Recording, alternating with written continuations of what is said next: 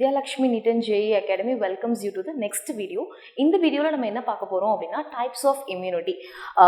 CBSE Class 12 board exam is helpful because immunity types you understand in the video is helpful. There are two types, innate and acquired immunity. So this is the structure of human being. So our immune system from the birth வந்து ரொம்ப ஸ்ட்ராங்கா இருக்காது. இது வந்து கிராஜுவலா வந்து நமக்கு என்ன ஆகும் அப்படின்னா நம்மளோட இம்யூன் சிஸ்டம் வந்து ஸ்லோவா தான் டெவலப் ஆகும். ஸோ அதை ரெப்ரசென்ட் பண்ற மாதிரி தான் இந்த இமேஜ் இருக்கும். ஸோ ஃபர்ஸ்ட் வந்து நம்ம இன்னேட் இம்யூனிட்டினா என்ன அப்படின்னு பார்க்கலாம். இன்னேட் அப்படின்ற பேர்லயே பாருங்களேன், இன்னேட் அப்படின்னா ஃப்ரம் த பர்த், ஒரு குழந்தை வந்து பிறக்கும் போதுல இருந்தே, அதாவது பர்த்ல இருந்தே அவங்களுக்குன்னு இயற்கையாவே கொடுத்துருக்குற பை நேச்சராகவே அவங்களுக்கு இருக்கிற இம்யூன் சிஸ்டத்தை தான் நம்ம என்னன்னு சொல்றோம் அப்படின்னா innate immune system அப்படின்னு சொல்றோம்.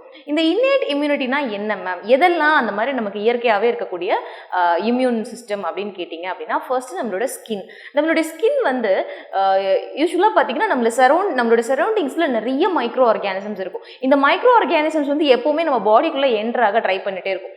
அதில் நம்ம அந்த மெஜாரிட்டி ஆஃப் த மைக்ரோ ஆர்கானிசம்ஸில் நம்மளை வந்து எப்போவுமே ப்ரொடெக்ட் பண்ண ட்ரை பண்ணுறது வந்து நம்மளுடைய ஸ்கின். சப்போஸ் ஸ்கின்னை கிராஸ் பண்ணி ஒரு மைக்ரோ ஆர்கானிசம் நம்ம பாடிக்குள்ளே போகுது அப்படின்னா, இப்போ ஸ்கின்ல ஏதோ ஒரு ஆக்சிடென்ட் இருக்குது, இல்லை ஏதோ ஒரு சின்ன காயம் மாதிரி இருக்குது, இப்போ இது வழியாக மைக்ரோ ஆர்கானிசம் உள்ளே போயிடுச்சு அப்படின்னா அடுத்த ப்ரொடெக்ஷனை யார் கொடுப்பா அப்படின்னு பார்த்தீங்கன்னா உள்ளுக்குள்ளே ப்ரெசென்ட்டாக இருக்கிற மியூக்கஸ், அதாவது ஒரு வளவளப்பான சப்ஸ்டன்ஸ் வந்து அடுத்த லைன் ஆஃப் டிஃபென்ஸை கொடுக்கும். அப்படி இல்லை அப்படின்னா நம்மளோட வாயில் இருக்கிற சலைவா, இந்த சலைவாவோட pH வந்து பாக்டீரியாவை கில் பண்ணுறதுக்கு போதுமான அளவு இருக்கும். சப்போஸ் இதையும் கிராஸ் பண்ணி பாக்டீரியா உள்ளே போகுது, இல்லை பாக்டீரியா மட்டும் கிடையாது, பாக்டீரியா வைரஸ் எந்த பாத்தோஜனாக இருந்தாலும் உள்ளே போகும்போது அடுத்த அட்டாக் யார் கொடுப்பாங்க அப்படின்னு பார்த்தீங்கன்னா நம்மளுடைய ஸ்டொமக்கில் இருக்கிற அசிடிக் என்விரான்மெண்ட். அதோட pH பார்த்தீங்கன்னா 1-2 வரைக்கும் இருக்கும். ஸோ ரொம்ப அசிடிக்கான என்விரான்மெண்ட். நமக்கு தெரியும், ரொம்ப ஆசிடாக இருந்ததுன்னா நம்ம கையில் வச்சாலே நம்மளோட ஸ்கின் வந்து ரப்சர் ஆகிடும். அப்போது ஒரு மைக்ரோ ஆர்கானிசத்துக்கும் அந்த ஆசிட் என்விரான்மெண்ட் வந்து ஒரு டஃப் கொடுக்குற மாதிரி தான் இருக்கும். ஸோ இந்த மாதிரி இயற்கையாகவே நமக்குள்ளே ப்ரெசென்ட்டாக இருக்கிற இம்யூன் சிஸ்டத்தை தான் நம்ம வந்து இன்னேட் இம்யூனிட்டி கீழே கிளாஸிஃபை பண்ணுறோம். ஓகே, ஸோ அதை பற்றின ஒரு இன்ஃபர்மேஷன் தான் இங்கே. டிஃபென்ஸ் சிஸ்டம், டிஃபென்ஸ் அப்படின்னா என்ன, யாரையோ எதிர்த்து நம்ம ஃபைட் பண்ண போகிறோம். இங்கே யாரை நம்ம எதிர்த்து ஃபைட் பண்ண போகிறோம் அப்படின்னா மைக்ரோ ஆர்கானிசம்ஸ். ஸோ சின்ன மைக்ரோ ஆர்கானிசம்ஸ் பெரிய டிசீஸை காஸ் பண்ணும். ஸோ அந்த மைக்ரோ ஆர்கானிசத்தை எதிர்த்து போராடுற ஒரு டிஃபென்ஸ் சிஸ்டம். இந்த டிஃபென்ஸ் வந்து நம்ம பிறந்ததுக்கப்புறம் வாங்கிக்கிறது கிடையாது, பிறக்கும் போது நம்ம கூடயே இருக்கிறதுனால இதை வந்து நம்ம ஃபர்ஸ்ட் லைன் ஆஃப் டிஃபென்ஸ் அப்படின்னு சொல்லுவோம். ஃபர்ஸ்ட் லைன் ஆஃப் டிஃபென்ஸ் அப்படின்னா ஃபர்ஸ்ட்டு பிறந்ததுலேருந்து நம்ம கூடயே இருக்கிறதுனால இதை வந்து நம்ம ஃபர்ஸ்ட் லைன் ஆஃப் டிஃபென்ஸ் அப்படின்னு சொல்கிறோம். நான் ஸ்பெசிஃபிக் அப்படின்ற வேர்டை நம்ம ஏன் சொல்கிறோம் அப்படின்னா, இப்போ இந்த ஸ்கின்னாக இருக்கட்டும், நம்மளோட சலைவாவாக இருக்கட்டும், ஸ்டொமக்கில் இருக்கிற ஆசிடாக இருக்கட்டும், இதுக்கு வந்து எந்த ஸ்பெசிஃபிசிட்டியும் கிடையாது. ஸ்பெசிஃபிசிட்டினா என்ன மேம் அப்படின்னு கேட்டிங்கன்னா, இப்போ இந்த ஆன்டிஜனை தான் அட்டாக் பண்ணணும், இந்த ஆன்டிஜனை அட்டாக் பண்ணக்கூடாது அப்படின்ற மாதிரியான ஸ்பெசிஃபிசிட்டி கிடையாது. ஓகே, ஆன்டிஜன்னா என்ன மேம் அப்படின்னு கேட்டிங்கன்னா உங்களுக்கு சிம்பிளாக புரிகிற மாதிரி நான் சொல்கிறேன். இப்போ நீங்கள் ஒரு படத்துக்கு போகிறீங்க அப்படின்னா, மூவிக்கு போகிறீங்க அப்படின்னா 3 இம்பார்ட்டன்ட் கேரக்டர்ஸ் இருக்கும் ஒரு மூவியில். ஒன்று ஹீரோ, நம்ம ஹீரோ சார் யார் அப்படின்றத பார்த்து தான் படத்துக்கு போவீங்க. செகண்டு ரொம்ப இம்பார்ட்டன்ட் ஹீரோயின். தேர்டு வந்து பார்த்தீங்கன்னா வில்லன். ஓகே, ஒரு மூவிக்கு எப்படி இந்த 3 கேரக்டர் ரொம்ப இம்பார்ட்டண்ட்டோ அதே மாதிரி தான் நம்மளோட இம்யூன் சிஸ்டத்தையும். ஃபர்ஸ்ட் நம்மளோட ஹீரோ யார் அப்படின்னு பார்த்தீங்கன்னா ஆன்டிபாடி. இது என்ன ஆன்டிபாடினா, இது என்ன மேம் பேசிக்காக இது என்ன நேச்சரில் இருக்கும் அப்படின்னு கேட்டிங்கன்னா ப்ரோட்டீன்ஸ். இந்த ஆன்டிபாடிஸ் அப்படின்றது there nothing but proteins. Okay, heroine யார் அப்படின்னா நம்மளுடைய பாடி. இந்த இடத்துல வில்லன் யார், அதுதான் ரொம்ப இம்பார்ட்டன்ட். ஏன்னா நம்ம டிஃபென்ஸ் அப்படின்னு சொல்கிறோம் இல்லையா, அப்போ யாரையோ எடுத்து நம்ம வந்து ஃபைட் பண்ண போகிறோம். யாரை எதிர்த்து நம்ம ஃபைட் பண்ண போகிறோம் அப்படின்னா ஆன்டிஜன். ஓகே, இதில் இந்த இன்னேட் இம்யூனிட்டி வந்து இந்த ஆன்டிஜனை தான் அட்டாக் பண்ணுவேன், இந்த வில்லனை தான் நான் அட்டாக் பண்ணுவேன் அப்படிலாம் கிடையாமல் எந்த ஆன்டிஜன் வந்தாலும் நான் அட்டாக் பண்ணுவேன் அப்படின்னு எல்லா ஆன்டிஜனையும் அட்டாக் பண்ணுறதுனால நம்ம அதை வந்து எதுக்கு கீழே கிளஸ்டர் பண்ணியிருக்கோம் அப்படின்னா நான் ஸ்பெசிஃபிக் இம்யூனிட்டி. நான் ஸ்பெசிஃபிக்னா என்னக்கன்னா எல்லா விதமான ஆன்டிஜனையும் அட்டாக் பண்ணுறது தான் வந்து நான் ஸ்பெசிஃபிக் இம்யூனிட்டி. இந்த ஆன்டிஜன் தான் அப்படின்னு கிடையாது. ஓகே, இப்போ இந்த இன்னேட் இம்யூன் சிஸ்டத்துக்கு கீழே 4 இம்பார்ட்டன்ட் காம்பனன்ட்ஸ் இருக்குது. அது என்ன அந்த 4 இம்பார்ட்டன்ட் காம்பனன்ட்ஸ் அப்படின்னா, ஃபர்ஸ்ட் வந்து பார்த்தீங்கன்னா இங்கே நான் எழுதுறேன். First physical component. ஃபிசிக்கல்னா என்ன சொல்லலாம், ஸ்கின் சொல்லலாம். ஸ்கின், நம்மளுடைய ஸ்கின் வந்து என்ன பண்ணும் அப்படின்னா ஜென்ரலாகவே ஒரு டிஃபென்ஸ் சிஸ்டம் மாதிரி ஆக்ட் பண்ணும். எந்த விதமான மைக்ரோ ஆர்கானிசத்துலேருந்தும் நம்மளை ப்ரொடெக்ட் பண்ணுறதுக்கு நம்ம ஸ்கின் வந்து ஒரு ஃபிசிக்கல் பேரியரை ஆக்ட் பண்ணும். செகண்ட் காம்பனன்ட் என்ன பார்த்தீங்கன்னா ஃபிசியோலாஜிக்கல்னா என்னன்னா ஒரு ஃபங்க்ஷனல் ஆக்டிவிட்டி. அதாவது வெறுமனே அந்த இடத்துல இல்லாமல் ஏதோ ஒரு ஆக்ஷன் பெர்ஃபார்ம் பண்ணி அந்த ஆன்டிஜன்லேருந்து நம்மளை காப்பாற்றுறது. இந்த இடத்துல பார்த்தீங்கன்னா நம்மளோட சலைவா, ஈவன் நம்மளோட கண்ணீர் டியர்ஸ், அதுக்கப்புறம் ஸ்டொமக்ல இருக்கிற அசிடிக் என்விரான்மெண்ட், இதெல்லாம் பார்த்தீங்கன்னா பாக்டீரியாவோட போராடி வைரஸோட போராடி நம்மளை வந்து காப்பாற்ற ட்ரை பண்ணும். Okay, so physiological barrier. Third one வந்து என்சிஆர்ல என்ன கொடுத்துருப்பாங்கன்னா செல்லுலார் பேரியர்.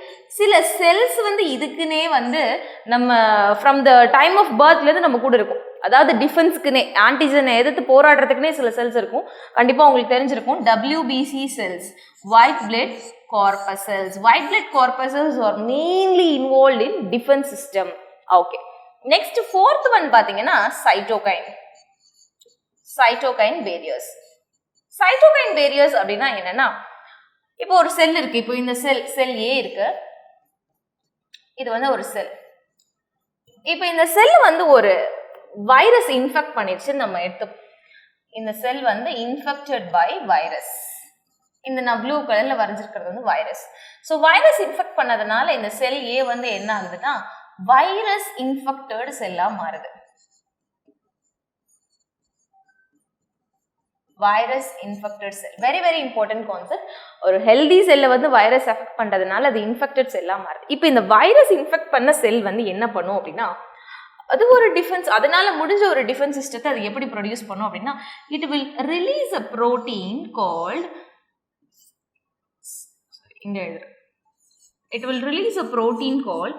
interferons. எதுக்கு மேம் இந்த மாதிரி இன்டர்ஃபெரான்ஸ் அப்படின்ற புரோட்டீனை ஒரு இன்ஃபெக்ட் ஆன, அதாவது அந்த டெஸ்ட்ராய் ஆக போற நிலைமையில கூட அந்த செல் ஏன் அந்த புரோட்டீனை ரிலீஸ் பண்ணுது அப்படின்னா, பிகாஸ் மற்ற ஹெல்தி செல்ஸ் எல்லாம் இருக்கும் இல்லையா, இன்ஃபெக்ட் ஆகாத WBC cells, healthy WBC cells இருக்கு இல்லையா, இந்த ஹெல்தி WBC செல்ஸ் மேல போயிட்டு இந்த இன்டர்ஃபெரான் அப்படின்ற புரோட்டீன் வந்து என்ன ஆகும் அப்படின்னா ஸ்டிக் ஆகும். ஸோ இதனால வந்து இன்னொரு புது வைரஸ் வந்து ஒரு புது செல்லை அட்டாக் பண்ண முடியாத அளவுக்கு ஒரு டிஃபென்ஸ் சிஸ்டத்தை வந்து இது வந்து ஹெல்தி செல்ஸுக்கு கொடுக்குது. ஸோ இதை தான் நம்ம என்னன்னு சொல்றோம் அப்படின்னா சைட்டோகைன் பேரியர்ஸ் அப்படின்னு சொல்றோம். சைட்டோகைன் பேரியர்ஸ்னா ஒன்றும் கிடையாது, இன்ஃபெக்ட் ஆன செல் வந்து ஒரு ப்ரோட்டீனை ரிலீஸ் பண்ணும். அந்த ப்ரோட்டீனுக்கு பேர் இன்டர்ஃபெரான்ஸ். இது வந்து வைரஸ் இன்ஃபெக்டட் செல்ஸ் தான் ரிலீஸ் பண்ணும். இது போய் ஒரு ஹெல்தி செல் மேலே அட்டாச் ஆகிறதுனால இன்னொரு ஹெல்தி செல்ல ஃபியூச்சர்ல எந்த வைரஸும் அட்டாக் பண்ணாத மாதிரி அந்த ப்ரோட்டீன்ஸ் வந்து ப்ரொடெக்ட் பண்ணும். ஸோ இதுதான் வந்து ஃபோர்த் டைப் ஆஃப் பேரியர். இங்கே நான் கொடுத்துருக்கிறது சில எக்ஸாம்பிள்ஸ் நீங்கள் பாருங்க. ஃபிசிக்கல் ஹேரியர்னா என்ன சொல்றாங்க அப்படின்னா, ஃபர்ஸ்ட் நம்மளோட ஸ்கின், நம்மளோட தோல் வந்து நிறைய ஆன்டிஜன்லேருந்து நம்மளை வந்து இயற்கையாகவே ப்ரொடெக்ட் பண்ணுது.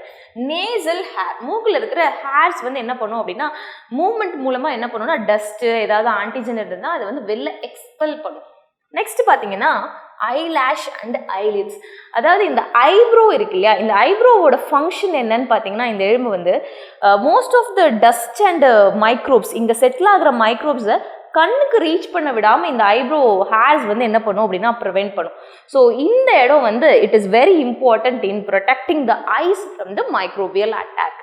அண்ட் ஃபோர்த் ஒன் வந்து மியூக்கஸ். மியூக்கஸ் அப்படின்னா என்ன மேம் அப்படின்னா ஒரு வளவளப்பான தன்மை. நம்ம பாடியில் எங்கெல்லாம் ஓப்பனிங்ஸ் இருக்கும், for example mouth, genital areas, கண்ணு, மூக்கு, இந்த மாதிரி ஓப்பனிங்ஸ் எங்கெல்லாம் இருக்கும், காது, இங்கெல்லாம் பார்த்தீங்கன்னா ஒரு வளவளப்பு தன்மையோடு இருக்கிற ஒரு மியூக்கஸ் வந்து கண்டிப்பாக செக்ரேட் ஆகும். இது எதுக்கு செக்ரேட் ஆகும் அப்படின்னு பார்த்தீங்கன்னா, அது ஒரு ட்ராப் மாதிரி. ஒரு மைக்ரோ ஆர்கானிசம்னால அந்த ஒரு மாய்ஸ்ட் என்விரான்மெண்ட்ல வந்து ஈஸியாக மூவ் ஆக முடியாது. ஸோ அந்த இடத்துல அது ட்ராப் ஆகிடும். ஸோ அதுதான் மியூக்கஸோட ஃபங்க்ஷன். நெக்ஸ்ட் வந்து சிலியரி கிளியரன்ஸ், அதே மாதிரி ஹேர் மூவ்மெண்ட்ல யூரினேஷன் கூட என்னது the type the method to eliminate the antigens. Okay, இப்போ எந்த மாதிரியான pH எல்லாம் நம்ம பாடியில ப்ரெசென்ட் ஆயிருக்குன்னு பாருங்க. ஸ்கின் 5.5, இது எல்லாமே 7 லெஸ் தென் 7 இருக்கிறதுனால இதை நம்ம வந்து அசிடிக் அப்படின்னு சொல்லலாம், அசிடிக் என்விரான்மெண்ட். வஜைனா யூஸ்வலாகவே வந்து பாடி ஓப்பனிங்கில் வந்து மைக்ரோபியல் அட்டாக் ஆன சான்சஸ் அதிகமாக இருக்குது. அதனால அங்கே வந்து pH கொஞ்சம் அதிகமாகவே இருக்கும். வஜைனல் pH பாருங்க 4.4 அப்படின்னா ரொம்ப அசிடிக். அதை விட பயங்கரமான acidic gastric, stomach 1 to 3 very very acidic, skin ஓரளவுக்கு acidic 5.5. Okay, antimicrobial molecules பார்த்தீங்கன்னா sebum, mucus, lysosome, defence, pepsins இது எல்லாமே பார்த்தீங்கன்னா மைக்ரோப்ஸ்க்கு அகெயின்ஸ்டாக ஃபைட் பண்ணக்கூடிய கெப்பாசிட்டி இருக்கிற சப்ஸ்டன்சஸ். ஓகே, மைக்ரோபயோம் அப்படின்னா என்னன்னா, மைக்ரோபயோம்னா நம்ம ஸ்கின் மேலே நார்மலாக ப்ரெசென்ட் ஆகிருக்கிற மைக்ரோபியல், அதாவது நல்ல மைக்ரோப்ஸ், குட் மைக்ரோப்ஸ். மைக்ரோப் தான் ஆன்டிஜன் சொல்றீங்க, நம்ம ஸ்கின் மேலேயும் மைக்ரோப் இருக்குன்னு சொல்றீங்க, எப்படி மேம் அப்படின்னு கேட்டால் நம்ம ஸ்கின்ல இருக்கிறது குட் மைக்ரோப்ஸ், வெளில இருந்து வர்றது வந்து harmful microbes. That is the difference. Okay, so this is mucus. So I told you about mucus, right? Mucus என்ன பண்ணும் அப்படின்னா it will trap the microorganisms.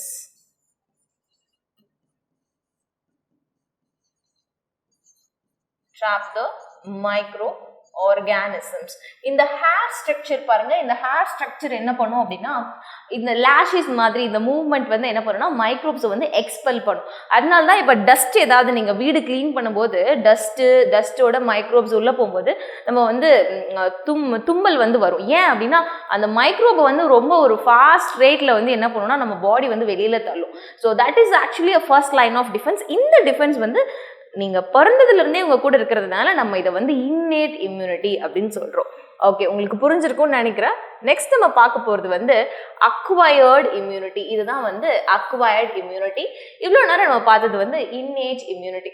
Okay, acquired immunity கீழே என்ன பார்ப்போம் அப்படின்னா, எப்பெல்லாம் ஒரு ஆன்டிஜன் நம்ம பாடியில் என்டர் ஆகுதோ அப்போல்லாம் நம்ம பாடி வந்து கண்டிப்பாக அதுக்கு ரெஸ்பாண்ட் பண்ணும். அந்த ரெஸ்பான்ஸை நம்ம வந்து 2 டைப்ஸாக பிரிக்கிறோம். என்னென்ன ரெஸ்பான்ஸ் அப்படின்னு பார்த்தீங்கன்னா, primary response and secondary response.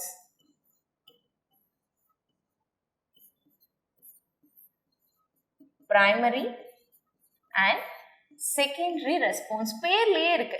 primary responseனா ஒரு ஆன்டிஜன் முறையா நம்ம வீட்டுக்கு வரும்போது, அதாவது நம்ம பாடி ஹோஸ்ட்டுக்கு வரும்போது ஃபர்ஸ்ட் டைம் உங்களோட பாடி வந்து கொஞ்சம் ஸ்லோவாக தான் வந்து ரியாக்ட் பண்ணும். ஸோ இந்த இது பார்த்தீங்கன்னா இன்டென்சிட்டி வந்து அந்த ரியாக்ட் பண்ணுற இன்டென்சிட்டி வந்து பார்த்தீங்கன்னா கொஞ்சம் கம்மியாக தான் இருக்கும், லோ இன்டென்சிட்டியில் தான் ரியாக்ட் பண்ணும். ஆனால் கூட அந்த பர்டிகுலர் டிசீஸ் இருக்குது பார்த்தீங்களா, முறையாக உங்கள் பாடிக்குள்ளே வரும்போது அந்த டிசீஸை அட்டாக் பண்ணி அந்த ஆன்டிபாடி ப்ரொடியூஸ் பண்ண மெமரியை வந்து உங்கள் பாடி ரீட்டைன் பண்ணிக்கும். So it has memory that particular disease.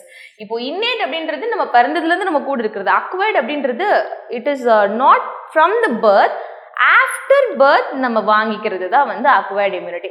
எப்படி மேம் after birth நம்மளோட இம்யூன் சிஸ்டம் டெவலப் ஆகும் அப்படின்னா, the very first point is exposure to microbes. இப்போ ஒரு குழந்தைய ரொம்ப பேம்பர் பண்ணுறாங்க அப்படின்னா, ஒரு குழந்தைய ரொம்ப வந்து சேஃபான என்விரான்மெண்ட்டில் வச்சிருக்கணும், அந்த குழந்தைக்கு ஐஸ்கிரீம் கிடையாது, சாக்லேட் கிடையாது, மண்ணில் விளையாடக்கூடாது, எங்கேயுமே டஸ்ட்டை தொடக்கூடாது அப்படின்னு சொன்னாங்கன்னா அந்த குழந்தைக்கு மைக்ரோபியல் எக்ஸ்போஷருக்கான சான்சஸே இருக்காது. இப்போ மைக்ரோப் பாடிக்குள்ளே போகலன்னா எப்படி வந்து ஆன்டிபாடி ஆக்டிவேட் ஆயிருக்கும். ஸோ அந்த மாதிரி இருக்கும்போது இம்யூன் சிஸ்டம் வந்து கொஞ்சம் வீக்காக இருக்கும். பட் ஸ்டில் அதையும் மீறி நீங்கள் எவ்வளோ பேம்பர் பண்ணாலும் மைக்ரோ ஆர்கானிசம்ஸ் வந்து நம்ம பாடியில் என்டர் ஆகிட்டே தான் இருக்கும். ஸோ இம்யூன் சிஸ்டம் வந்து டெவலப் ஆகிட்டே தான் இருக்கும் ஆஃப்டர் பர்த். இதை தான் நம்ம வந்து அக்வயர்டு இம்யூனிட்டி அப்படின்னு சொல்கிறோம். ஓகே, இதில் ப்ரைமரி ரெஸ்பான்ஸ் வந்து கொஞ்சம் ஸ்லோவாக தான் இருக்கும். இதுக்கப்புறம் அதே டிசீஸ் வந்து இன்னொரு டைம் நம்ம பாடியில் வரும்போது செகண்டரி ரெஸ்பான்ஸ் கிரியேட் ஆகும். இதனுடைய இன்டென்சிட்டி வந்து ரொம்ப ஹையாக இருக்கும். ஏன் ஹையாக இருக்குது அப்படின்னா, பிகாஸ் அந்த ஃபர்ஸ்ட் டைம் ஆல்ரெடி நம்மளை ஒரு டிசீஸ் அட்டாக் பண்ணிச்சு இல்லையா, அந்த மெமரி நம்ம பாடிக்கு இருக்கும். ஸோ அந்த மெமரியை வச்சு அது என்ன பண்ணுதுன்னா, நீ தானே என்ன தடவை அடிச்ச, ஸோ இந்த தடவை வந்து நான் வெயிட் பண்ணிட்டு இருக்க மாட்டேன், I will attack you very fast அப்படின்னு சொல்லிட்டு என்ன பண்ணணும்னா நம்மளோட இம்யூன் சிஸ்டம் ரொம்ப சீக்கிரமாக அந்த டிசீஸை அட்டாக் பண்ணும். ஸோ இதுதான் வந்து அக்வயர்டு இம்யூனிட்டியில் இருக்கிற primary and secondary response. Okay ma'am, இதுக்கு யாரெல்லாம் ஹெல்ப் பண்ணுவா இந்த ரெஸ்பான்ஸுக்கு அப்படின்னு கேட்டிங்கன்னா, there are 2 different types of cells. இந்த டயக்ராமில் பாருங்க, இங்கே நம்ம போட்டிருக்கிறது எல்லாமே வந்து WBC செல்ஸ், அதாவது இன்னேட் இம்யூனிட்டின்னு சொல்லலாம், பை பர்த் உங்ககிட்ட இருக்குது.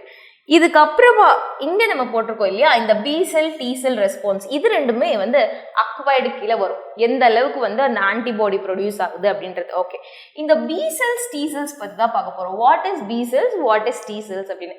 பி செல்ஸோட ஃபங்க்ஷன் என்னன்னு பார்த்தீங்கன்னா, antibody production, very very important கண்ணா, ஆன்டிபாடி ப்ரொடக்ஷன். டி செல்லோட ஃபங்க்ஷன் என்ன மேம் அப்படின்னு பார்த்தீங்கன்னா, இதுக்கு ஹெல்ப் பண்ணுறது, ஆன்டிபாடி ப்ரொடியூஸ் பண்ணுறதுக்காக ஹெல்ப் பண்ணுறது தான் வந்து டி செல்லோட ஃபங்க்ஷன். ஸோ இங்கே வந்து நான் எக்ஸ்பிளைன் பண்ணுறேன். B cells and T cells ரெண்டுக்கும் என்ன டிஃப்ரென்ஸ் அப்படின்னு பார்த்தீங்கன்னா, ஃபர்ஸ்ட் ரெண்டுக்கும் இருக்கிற சிமிலாரிட்டி, ரெண்டும் எங்க ப்ரொடியூஸ் ஆகும் அப்படின்னா both the cells are produced at bone marrow. bone marrowனா என்ன மேம் அப்படின்னு கேட்டிங்கன்னா நம்ம நான்வெஜ் சாப்பிடும்போது எலும்புக்குள்ள வந்து ஒரு சாஃப்டான டிஷ்யூ ப்ரெசென்ட்டாக இருக்கு இல்லையா, அதுதான் வந்து போன் மேரோ. இந்த போன் மேரோல தான் வந்து ரெண்டு செல்லுமே வந்து ப்ரொடியூஸ் ஆகும். Produced at phone மேரோ. Okay, produced at phone மேரோ. எங்க இது மெச்சூர் ஆகும் அப்படின்னு பார்த்தீங்கன்னா மெச்சூர்ட் அட், இது வந்து போன் மேரோலயே மெச்சூர் ஆகிறதுனால இந்த செல்லுக்கு பேரு பி லிம்போசைட்ஸ். இது வந்து தைமஸ்ல மெச்சூர் ஆகிறதுனால இதுக்கு பேரு T lymphocytes. Okay, B lymphocytes ஓட ஃபங்க்ஷன் என்னன்னா ஆன்டிபாடி ப்ரொடக்ஷன். ஆன்டிபாடினா என்ன ma'am? What is antibody? Antibody is a protein. Okay. அப்ப T cells ஓட ஃபங்க்ஷன் என்ன? ஆன்டிபாடி ப்ரொடியூஸ் பண்றதுக்கு என்னென்ன ஹெல்ப் வேணுமோ அந்த ஒரு சர்வெண்ட் மாதிரி எல்லா ஹெல்ப்பையும் பண்ணி கொடுக்கறது வந்து இந்த T cells. So they are also called as helper cells. They are also called as what? Helper cells. This is the basic difference between B cells and T cells. இது உங்களுக்கு புரிஞ்சாலே போதும். You will understand the acquired immunity. Okay. So here I have given the image for acquired immunity.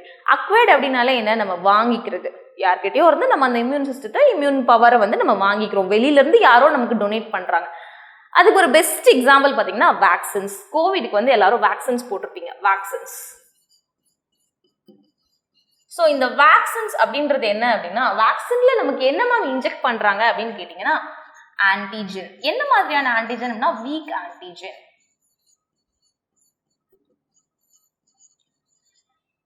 இப்போ vaccines மூலமா நம்ம பாடியில வந்து ஒரு ஆன்டிஜனை inject பண்றாங்க. அந்த ஆன்டிஜன் ரொம்ப பவர்ஃபுல்லான ஆன்டிஜனா இருக்காது, ஒரு வீக்கான ஆன்டிஜனை இன்ஜெக்ட் பண்றாங்க. இப்போ அந்த ஆன்டிஜன் உள்ள போனோம்னா என்ன பண்ணுவோம்? ஆன்டிஜன் நான் வில்லன்னு சொல்லியிருக்கேன். அப்போ போனோம்னா யார் ஸ்டிமுலேட் பண்ணும் அப்படின்னா ஹீரோவை ஸ்டிமுலேட் பண்ணும். யாரு? ஆன்டிபாடிஸ். ஓகே, இந்த வீக் ஆன்டிஜன் உள்ள போனோம்னா என்ன ஸ்டிமுலேட் ஆகும் அப்படின்னா ஆன்டிபாடிஸ். ஆன்டிபாடிஸ் வந்து ப்ரொடியூஸ் ஆகும். ஸோ நம்ம பாடியை சொந்தமாக ஆன்டிபாடிஸை தயார் பண்ணுற ப்ராசஸை வந்து நம்ம என்னன்னு சொல்கிறோம் அப்படின்னா ஆக்டிவ் இம்யூனிட்டி. இதை நம்ம என்னன்னு சொல்கிறோம்? Active immunity. ஆக்டிவ் இம்யூனிட்டினா என்ன? நீயே டெவலப் பண்ணிக்கோ. உன்னோட பாடியே வந்து ஆன்டிபாடியை டெவலப் பண்ணுறது வந்து ஆக்டிவ் இம்யூனிட்டி. அப்போது மேம் நீங்கள் சொல்கிறத பார்த்தா அப்போ ஆன்டிபாடியை நம்ம ரெடிமேடாக கொடுக்கலாமா? ஒரு பேஷண்ட்டுக்கு வேக்சினுக்கு பதிலாக ஆன்டிபாடி இன்ஜெக்ட் பண்ணலாமானா yes, that comes under passive immunity.